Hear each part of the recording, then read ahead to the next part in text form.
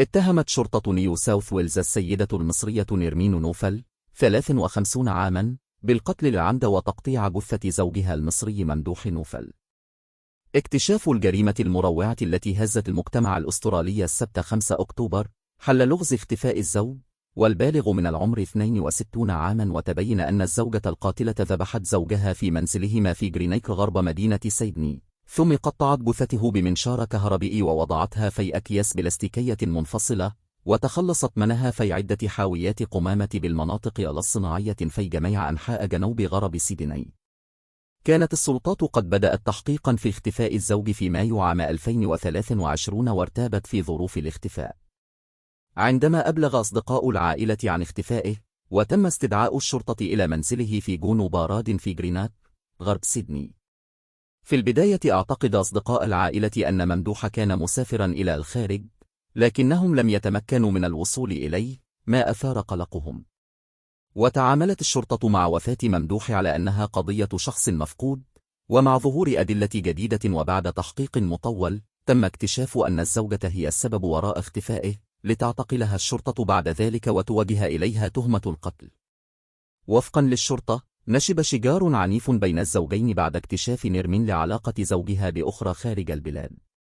ووصف رئيس الشرطة الزوجة القاتلة بأنها امرأة تتلاعب بالناس وتتلاعب بالحقيقة، فقد استخدمت حسابات زوجها على وسائل التواصل الاجتماعي للاتصال بصديقته المصرية مطالبة بإعادة الأموال التي ارسلها، وقامت بانتحال شخصية زوجها والاستيلاء على هاتفه وحساباته على وسائل التواصل الاجتماعي لتزعم أنه لا يزال على قيد الحياة. وحاولت نيرمين بعد التخلص من الجثة التستر على الجريمة باختلاق قصص ومعلومات خاطئة عن أماكن تواجده، ولهذا السبب استغرق الأمر شهورا حتى أدركت عائلته في مصر وأصدقاؤه في استراليا أنه مفقود.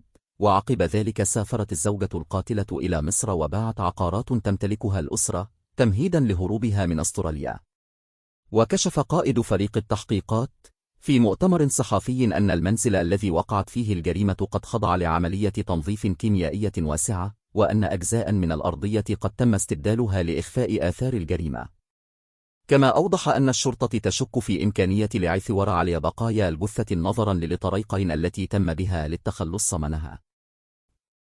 كانت نيرمين نوفل تعمل كمديرة لشركة نحن نهتم لخدمات رعاية المسنين وذوي الهمم، ومقرها بلومور، وقد شاركت في العديد من الفعاليات الخيرية وساهمت في زيادة الوعي بالفرص الوظيفية للنساء في هذا القطاع. ومع ذلك، بعد فترة وجيزة من اختفاء زوجها، تنحت نيرمين عن إدارة الشركة وسلمتها إلى فرد من عائلتها. يذكر أن الزوجين لديهما 8 أبناء بالغين، وكانوا قد انتقلوا من مصر إلى سيدني منذ أكثر من 30 عاما، وكانوا يقيمون في منزلهم في جرينكير منذ ما يقارب 10 سنوات. وبعد مراقبتها عن كثب والاشتباه في نيتها الفرار من البلاد، ألقي القبض على الزوجة في مستشفى بانكستون التي كانت تعالج به. ولا تزال نيرمين رهن الاحتجاز، ومن المقرر أن تمثل أمام محكمة بورود المحلية في ديسمبر 2024.